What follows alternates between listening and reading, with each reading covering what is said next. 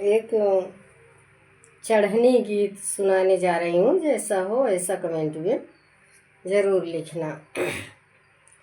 काहे रे बेलिया तू ही दूरी बस तू हाय दूरी बस तू हाय तो का तोड़न के न जाए रे।